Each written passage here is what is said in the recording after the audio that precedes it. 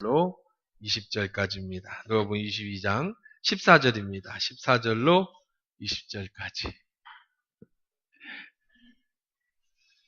누가복음 22장 14절로 20절까지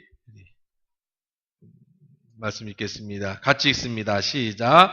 때가 이름에 예수께서 사도들과 함께 앉으사 이르시되 내가 고난을 받기 전에 너희와 함께 이 유월절 먹기를 원하고 원하였노라.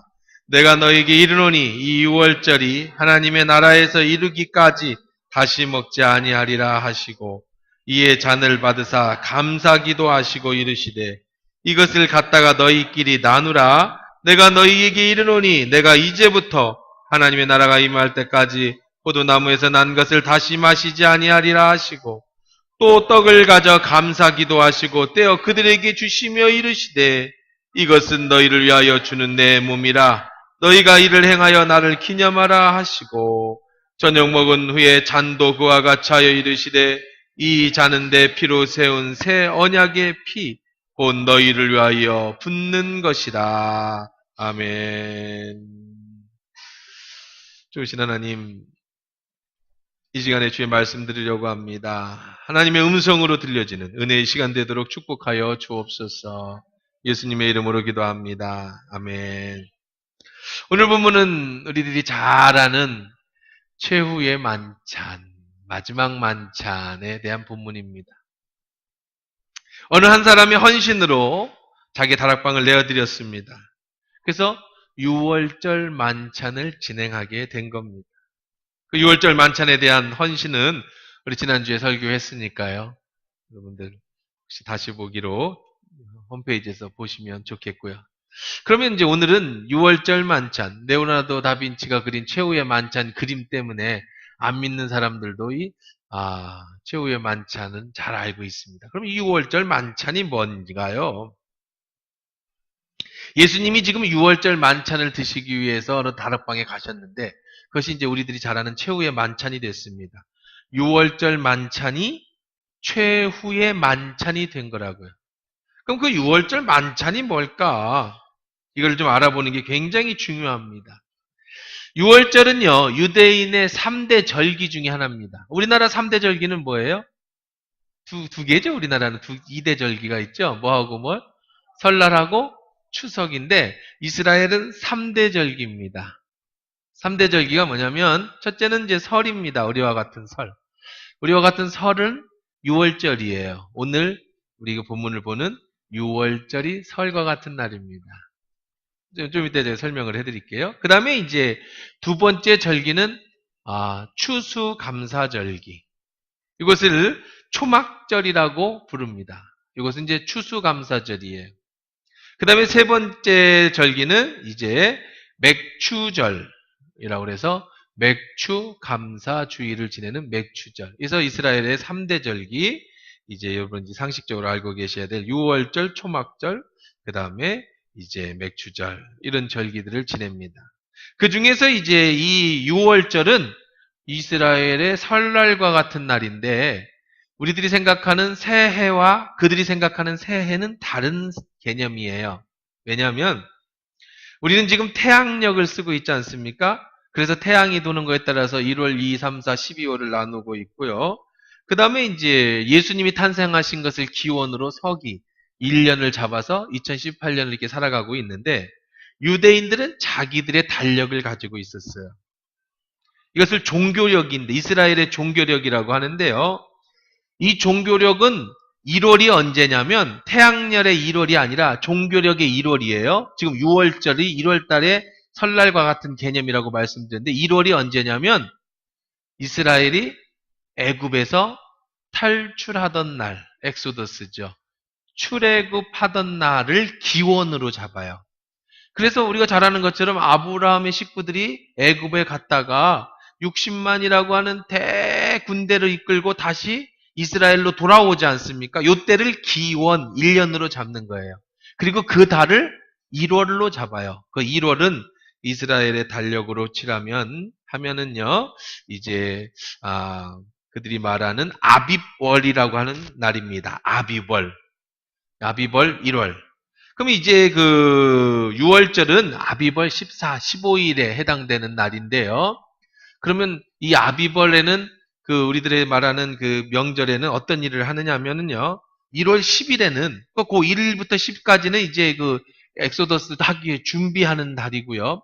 1월 10일, 우리식으로 말하면 1월 10일에는 이제 6월절을 위해서 양을 한 마리 준비합니다. 그리고 13일에는요, 저녁에 등불을 켜서 온 집안을 다 비추어서 샅샅이 뒤져서 집안의 누룩을 다 제거합니다.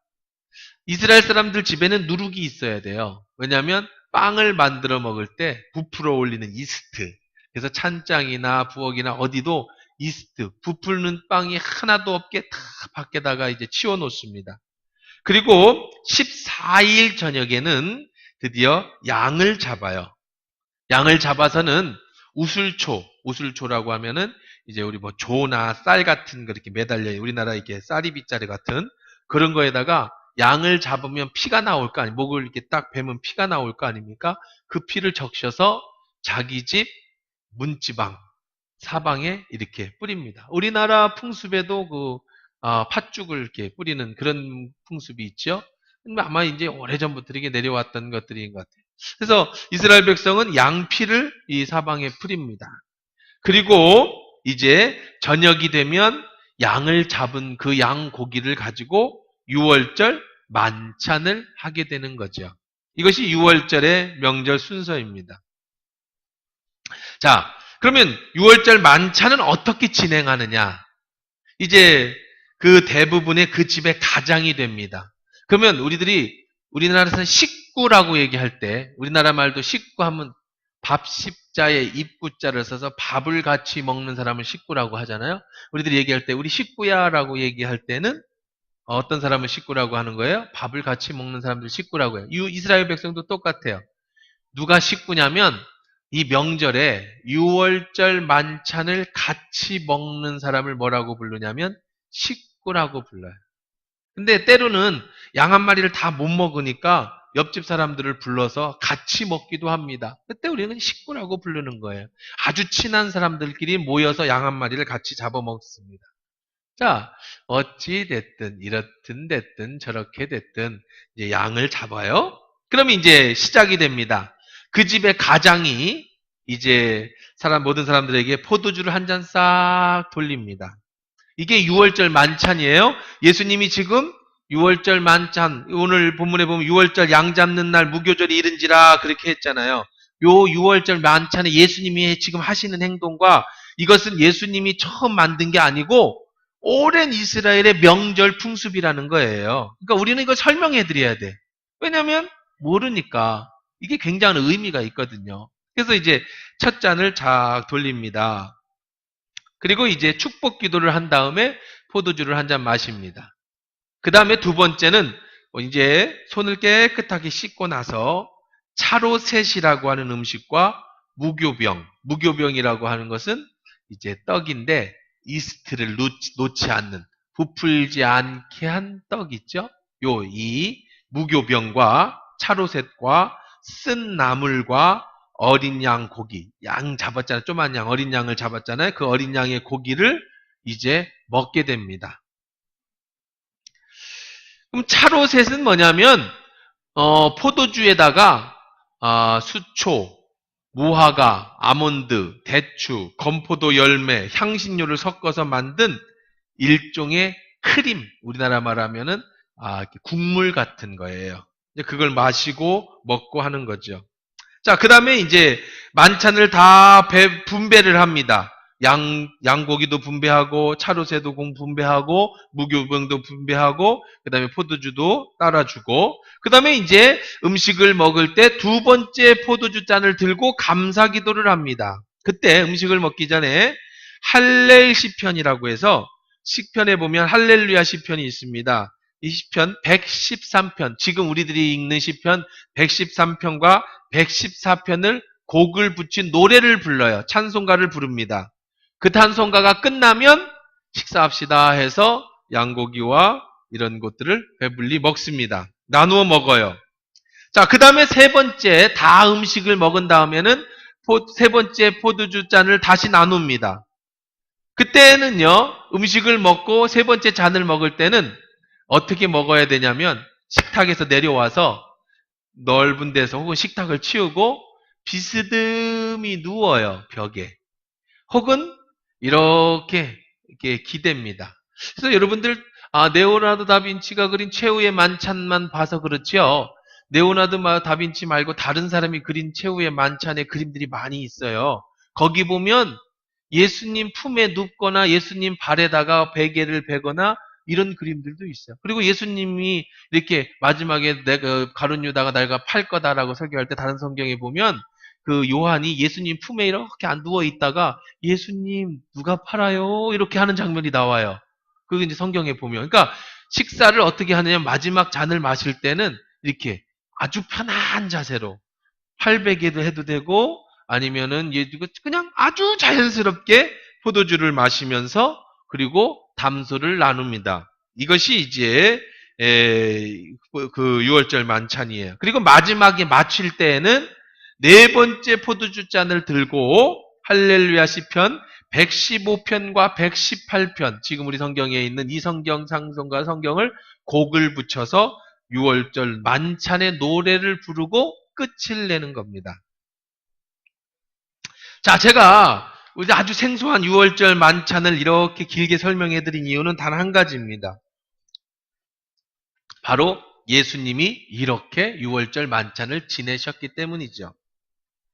자, 그러면 이게 왜 중요한가? 왜 이스라엘 백성에게 있어서 지금 제가 설명해 준 이 6월절 만찬이 왜 중요한가? 매년 똑같은 방법으로 합니다. 이것이 예예예요. 한 2시간, 3시간에 걸쳐서 하는. 이것을 한마디로 말하면, 여러분이 알기 쉽게 얘기하면 밥상머리 교육이에요. 밥상머리 교육. 밥상을 차려놓고 상 앞에서 하는 교육이 있죠. 우리도 이제 밥 먹으면서 아이들 교육시키는 밥상머리 교육입니다. 이것은 예수님 시대 이전부터, 그러니까 출애굽 시대부터, 물론 중간에 6월절을 지키지 않다가 우리 여러분이 잘 아시는 것처럼 히스기야 시대 때 6월절을 다시 지키기도 하고 포로 귀환 이후에 다시 지키게 됐습니다만은, 이런 역사적 과정을 거쳐서 예수님 시대까지 계속 이어져 내려오던 이 명절의 풍습이었는데, 그때마다 아버지는 자식들에게 무엇을 가르치냐면 이 6월절 풍습을 가르쳐서 해서 우리 백성은 하나님이 애굽에서 출애굽시켜 오늘날 이 시간에 우리가 밥을 먹을 수 있는 이때까지 지켜주신 분이다라는 것을 밥상머리 교육에서 가르쳐주고 있는 거예요. 우리도 식사 시간에 많이 배우지 않습니까? 그리고요, 이 식사라고 하는 건 참 중요한 거예요. 유대인들이 가정에서 가장 중요하게 생각하는 것은요, 함께 밥 먹는 겁니다. 이스라엘 사람들에게 제일 중요한 것은 뭐였느냐면, 지금도 똑같아요. 안식일이라는 개념이거든요. 이스라엘 사람들은 안식일이 되면, 지금 우리 토요일입니다. 안식일은 토요일 저녁에 시작을 해요. 안식일이 되면 모든 사람들이 다 직장의 문을 다 닫습니다. 이스라엘 성지순례를 가면 안식일이 되면 밥 한 끼도 못 사 먹습니다. 저 팔레스타인 지역에 가면 먹을 수 있어도 이스라엘 사람들이 장사하는 데는 안식일에 문을 다 닫아요. 그럼 안식일에는 사람들이 다 어디에 갔든지 다 와서, 물론 안식일이 지나고 나서 낮에 이제 그 회당에 가서 예배도 드리긴 합니다만은, 그러나 대부분은요, 이제 금요일 저녁이겠죠. 토요일 날 낮에까지, 해가 떨어질 때까지가 안식일이니까, 그러면 금요일 저녁에는요, 온 식구가 다 같이 모여서 오랜 시간 밥을 먹어요. 그 밥을 먹으면서 지난 한 주 동안에 있었던 모든 일을 얘기합니다. 그 전 세계에서 정상적인 나라예요. 정상적인 나라에서 이혼율이 가장 낮은 나라가 이스라엘이라고 합니다. 왜 이혼율이 낮냐면 항상 일주일에 3-4시간은 늘 부부간에 대화를 해, 밥을 먹으면서. 바람도 못 펴요. 그때는 자기 집에 가야 돼. 그러니까 가서 항상 일주일에 있었던 얘기, 그리고 아이들도 고3 수험생이고 뭐고 아무 상관없습니다. 안식일이 되면 전부 집에 가서 저녁 내에 밥을 먹어야 하고, 풍습이 밥을 먹기 위해서 빵을 만들 때에 자녀들이 반드시 어머니가 빵을 만드는 걸 도와주는 것이 그 나라의 법의 풍습이에요.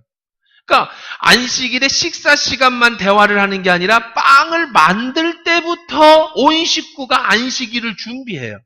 그래서 저녁 시간이 되면 온 식구가 계속 대화를 합니다. 그래서 이혼율이 제일 낮고요.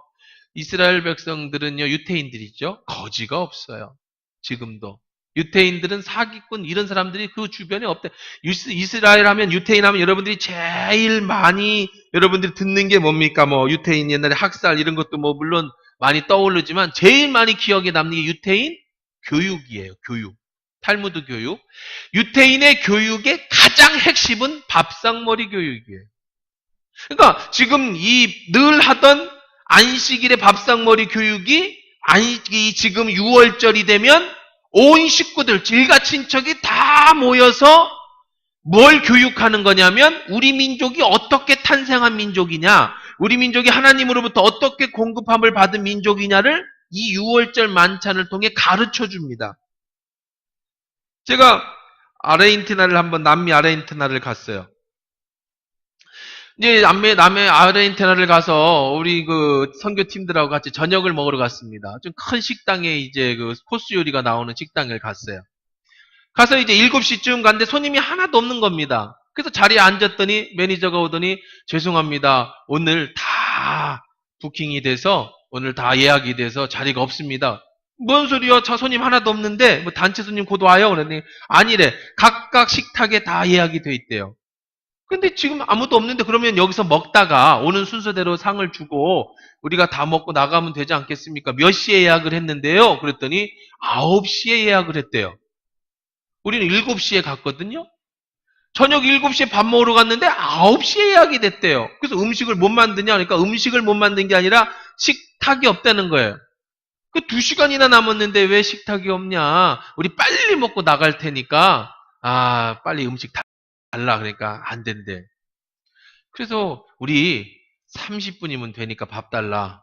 그러니까 매니저가 쳐다보면서 거짓말하지 말 같다 안 서지 말고 다 가시라고. 손님이 진짜 우리 30분이면 된다고. 근데 놀래요. 대신 이제 선교사님이 하신 말씀이에요. 대신 음식을 한 번에 갖다 줘라. 하나씩 갖고 오지 말고. 그러니까 알겠대. 그럼 진짜 그 대신 9시까지 나가주셔야 된대. 9시에는 꼭 나가줘야 돼. 약속을 받고. 9시가 아니라 우리 7시 반에 나갈 거니까 음식 갖고 오라고. 그래서 약속대로 음식이 막 빠르게 나왔어요. 한국 사람들은 빨리 먹을 일이 없잖아요. 우리 반찬 먹듯이 30분이면 밥 다 먹지 뭐 누가 뭐 30분 이상 밥 먹는 사람이 어디 있어요? 30분 밥 잘 먹고 커피도 한 잔 먹고 나가서 계산하러 가니까 깜짝 놀라는 거예요. 이런 경우는 처음 봤다. 왜냐하면 아르헨티나 사람들은요 밤 9시나 10시에 식사를 시작합니다. 대부분. 걔들은 더운 나라라 늦게 일이 뭐든지 시작을 해요. 그럼 몇 시까지 밥을 먹냐면 그때가 이제 주말 이런 때예요. 몇 시까지 먹냐면 새벽 1시에서 2시까지 먹어요. 밥을. 그러니까 9시에서 새벽 1, 2시까지 밥 먹어야 되는데 우리는 30분 만에 식사를 하고 나가니까 이 사람들이 아직 놀라는 거죠. 중국을 가도 그래요. 중국의 대만에 가도 잔치상이 되면 우리를 초대하잖아요. 잔치상에 가면 이제 결혼식이나 그러면 한 10가지 코스 요리가 나옵니다. 근데 순서가 있어요. 나오는 음식 순서가. 한국 사람들은 그 10가지를 절대로 못 기다려요. 저도 못 기다립니다. 배가 고프기 때문에 첫 번째 음식이 나옵니다. 그럼 막 덜어주잖아요. 그럼 있는 거 다 먹습니다. 중국 사람들은 남겨요. 이거 한 젓가락도 안 되는데 그걸 또 안 먹어. 얘들은 똑똑해요. 뒤에 맛있는 게 나온다는 걸 알아. 우리는 그런 게 어딨어. 배고파 죽겠는데. 야채 나오는 야채로 나오거든요. 먼저 다 먹습니다. 두 번째 나오면 또 다 먹습니다. 다 나눠주고 이만큼 남았잖아요. 그것도 덜어서 또 먹습니다. 세 번째 음식 나옵니다. 네 번째 음식, 다섯 번째 음식 나오면 배가 불러. 그러면 똑같은 말을 해요. 또 나와요? 또 나와요? 근데 5번째부터 진짜가 나와. 랍스타도 나오고, 소 안심 스테이크도 나오고, 별의별 중국 진짜 맛있는 요리는 그 앞에 5가지는 전식이고, 그 다음에 한 3, 4가지는 본식이고, 2가지는 후식인데, 한국 사람들은 전식으로 배가 불러. 왜? 우리는 그런 문화가 아니에요. 우리는 밥상 놓고 반찬 놓고 밥하고 국하고 반찬으로 빨리 끝내는 문화지 언제 하나씩 먹고 있어요. 근데 그 사람들은 그럼 뭘 그렇게 오래 먹는가 보면요. 밥 한 숟갈 먹고 30분을 얘기를 해. 다음 음식도 원래 늦게 나오고 요리가 순서대로 나오는데 하나 먹고 한참 우리는 못 기다리죠. 아저씨 안 나와요? 나 온 지 30분이 다 됐는데 막 그러잖아요. 얘들은 그런 일이 없어. 두세 시간 먹으니까 차근차근 나와요. 문명이 발달한 나라는요. 그리고 좀 풍족하게 살았던 나라들은 식사 시간이 길어요. 왜냐하면 먹는 즐거움이 뭔지 알아. 근데 우리 같이 좀 어려운 세월을 지냈던 나라들은요. 무슨 30분을 먹어? 일하다 말고 지난주에도 우리 장로님들하고 얘기했지만 가서 펌프 해가지고 물에다가 밥 말아갖고 고추 탁 찍어갖고 확 먹으면은 그게 점심 식사지. 뭘 차려 먹어, 뭘 차려 먹긴, 그치요? 그게 저녁에도 와가지고 있는 거 해가지고 국 하나에다가 반찬, 밑반찬이라는 거 있잖아, 우리나라는. 냉장고에서 밑반찬 꺼내서 국하고 하나 해가지고 밥 먹으면 되지. 뭘 차려서 코스로 먹어? 코스가 뭐예요, 코스가? 그죠? 우리나라가 세계화되지 못하는 이유는 코스화를 못 시켜서 그런 거예요. 우리는 다 깔아놓고 먹어야지. 그러니까 외국 사람들이 오면은 10번에 10개 나와야 될 코스가 그냥 한 번에 나와. 이게 얼마나 놀랍습니까? 한국에 오면 외국인들이 얼마나 놀라요.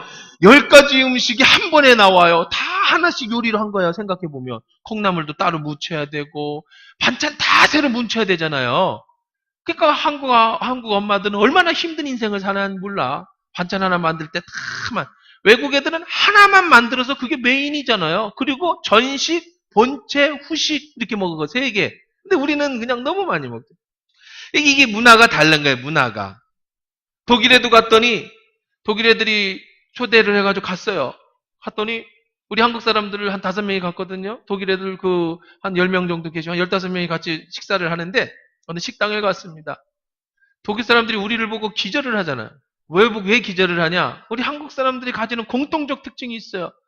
주문 메뉴판이요. 막 몇 페이지가 돼요. 식당에 갔더니. 독일어로. 뭐하러 알아 우리가. 그치요? 우리는 통일을 원하는 나라입니다. 대한민국은 통일이 필요한 나라예요. 우리는 뭐예요? 하나로 통일! 그러면 독일 애들이 깜짝 놀랍니다. 메뉴를 고르는데 30분이야 얘들은요. 웨이터를 불러갖고 이 음식에 뭐가 들어갔냐? 여기는 뭘로 어떻게 한 명씩 받아 메뉴를. 속 터져 죽지요. 지금 15명이 앉아있는데 종업원이 한 명씩 받아 물어보면서 여기 아스파라거스에다가 뭐 뿌려요? 그 소금 넣지 마시고요. 올리브 기름을 약간 그걸 15명을 받아야 돼. 저 뒤에 있는 한국 사람들은요. 속 터져 죽습니다. 야 뭐하냐 얘들 왜 그러냐. 우리는요 여기 뭐가 제일 비싸요. 그리고 소고기 그걸로 통일. 그러면 여기 독일 사람들이 기절을 합니다. 첫째는 이 무슨 개성이 없냐.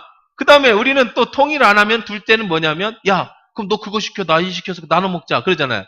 그럼 우리 이제 음식이 나왔어요. 그럼 반 뚝 잘라서 다 건네줘요.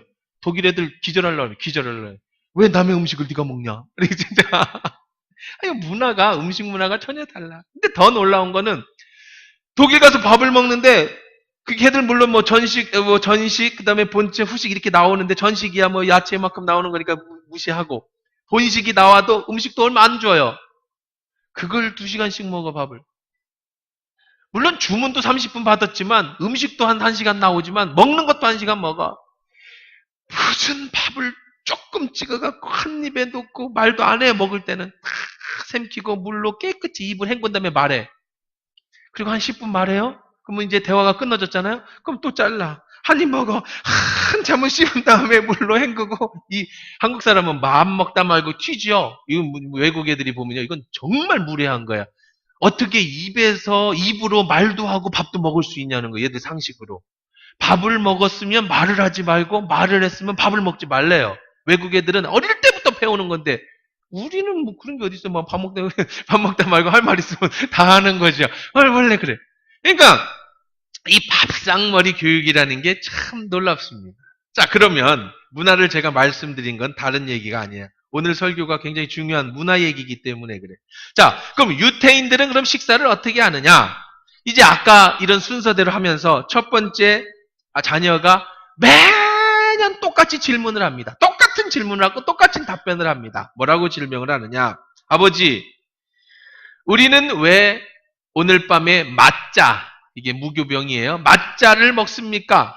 그러면 아버지가 똑같이 대답을 하는 거예요. 그것은 우리 조상이 이집트를 떠날 때 너무 급하게 발효시켜 시간이 없어서 무교병을 먹을 수밖에 없었단다. 하나님의 은혜로 우리는 급작하게 애굽을 탈출할 수 있었어.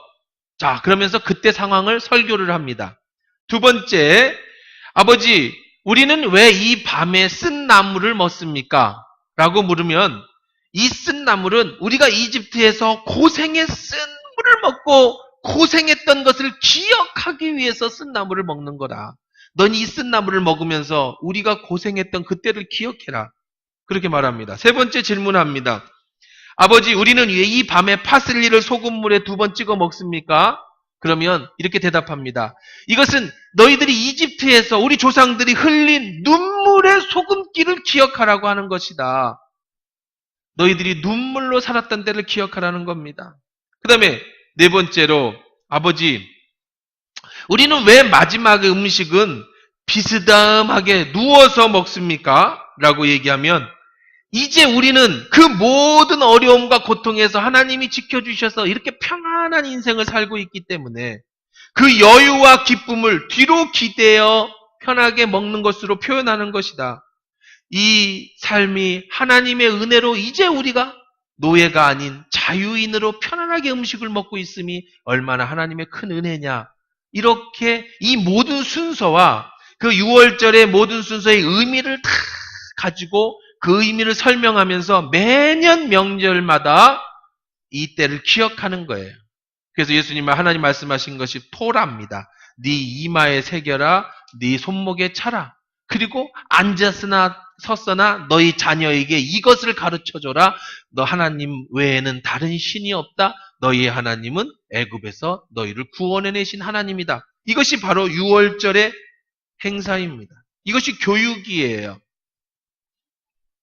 자, 제가 왜 다른 나라의 6월절 행사를 길게 설명해 드렸느냐. 바로 이 부분 때문입니다. 오늘 예수님께서 전례에 따라서 6월절 만차를 진행하십니다. 오늘의 주비는 예수 그리스도세요. 그러니까 그 주체는요. 예수님이 지금 그 집의 어른이 돼서 식구들이 12제자들이 식구들입니다. 예수님이 아버지가 돼서 자녀들에게 6월절 만찬의 잔을 따라줍니다. 6월절 만찬의 떡을 무교병을 나눠줍니다. 그런데 지금까지는 작년 6월절까지는 6월절의 관습에 따라서 지금 제가 설명해드린 대로 이스라엘에 대한 이야기를 설교하셨다면 오늘 마지막 만찬에서는 예수님이 이 6월절 만찬의 새로운 개념을 설명해주고 계시는 거예요. 오늘 만찬 이후로 이것이 마지막 만찬이 될 것이다.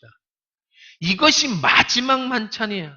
예수님이 내가 다시 재림해서 너희들과 천국에서 만찬을 열기 전까지 이 포도주와 이 떡을 마시지 않겠다. 이것이 마지막 만찬이다. 그러면서 이 떡과 포도주의 개념을 바꾸어서 설명을 해주시는 거예요. 예수님이 포도주를 따랐습니다. 그리고 제자들에게 포도주를 나눠줬습니다. 원래대로라면 이 포도주잔을 들고 이 잔의 의미를 얘기해야 됩니다. 이 잔의 의미는 어린 양의 보혈의 피가 6월절에서 6월 담을 넘어갔기 때문에 너희가 살아남은 것이다. 우리는 그 어린 양의 피를 기념하며 하나님이 우리에게 베풀으신 은혜를 생각하자. 이것이 원래 6월절의 멘트였는데 오늘 예수님이 이렇게 바꿔서 말씀하십니다. 또 잔을 가지사 살해하시고 저에게 주시며 가라사대 너희가 다 이것을 마시라. 이것은 6월절 어린 양의 피가 아니고 이것은 죄 사함을 얻게 하려고 많은 사람을 위하여 흘리는 바 나의 피 곧 언약의 피니라. 그러므로 이제는 너에게 이르노니 내가 포도나무에서 낳은 것을 이제부터 내 아버지 나라가 새 것으로 너희와 함께 마시는 날까지 마시지 아니하리라. 이 보혈은 이 잔은 어린 양이 피를 문설주에 발라서 이스라엘의 장자들이 죽지 않게 해줬던 그것을 기념하는 것이 아니라 이 시간부터는 너를 위해 피 흘린 나의 피를 기념하는 것이다. 내가 다시는 이 잔을 들지 않겠다.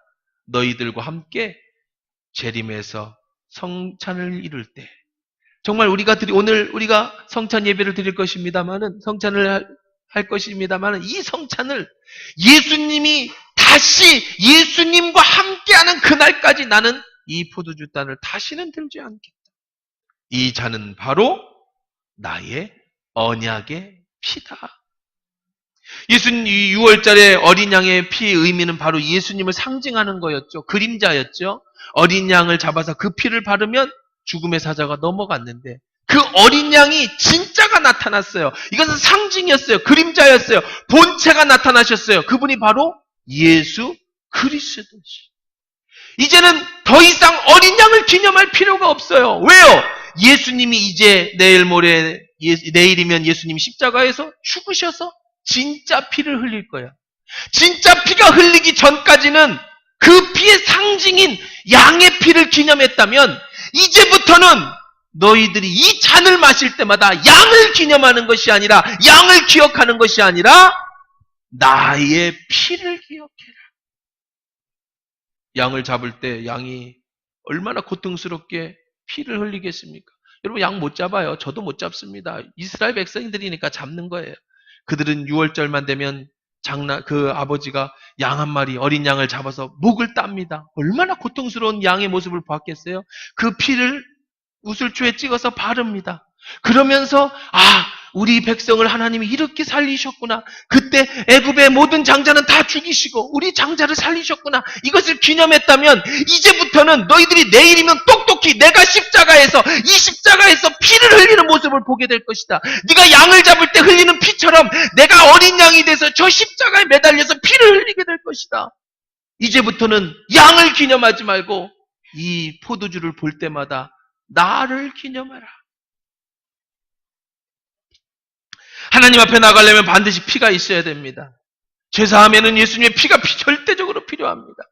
우리가 정결함을 받는 것은 주님의 보혈의 능력입니다.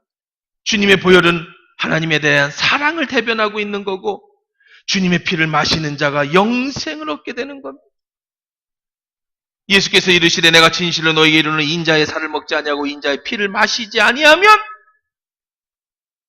너희 속에 생명이 없다. 너희가 이 포도주를 거부한다면, 너희가 내 피를 거부한다면 너희 속에는 나의 생명이 들어있지 않을 것이다.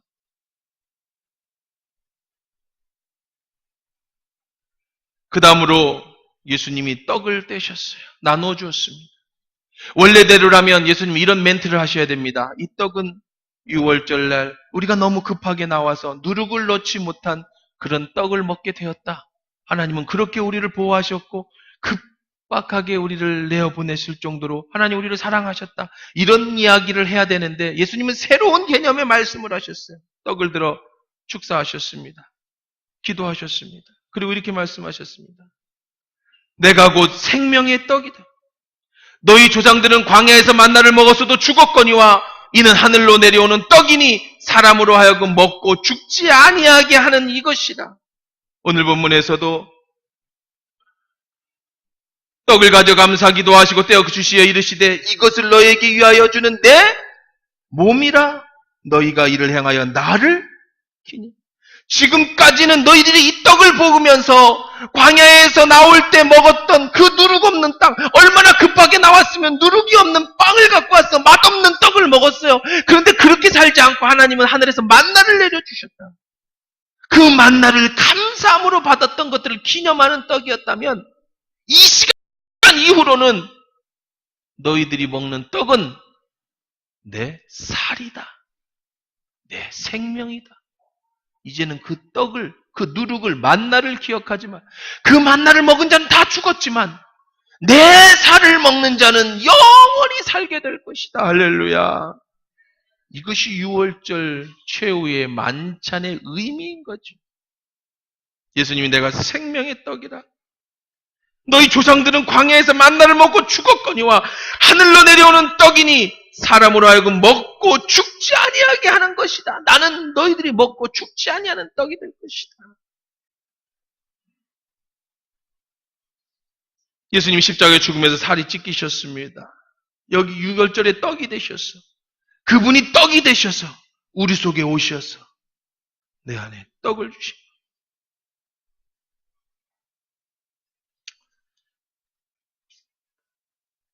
이 시간에는 예수님이 말씀하신 것처럼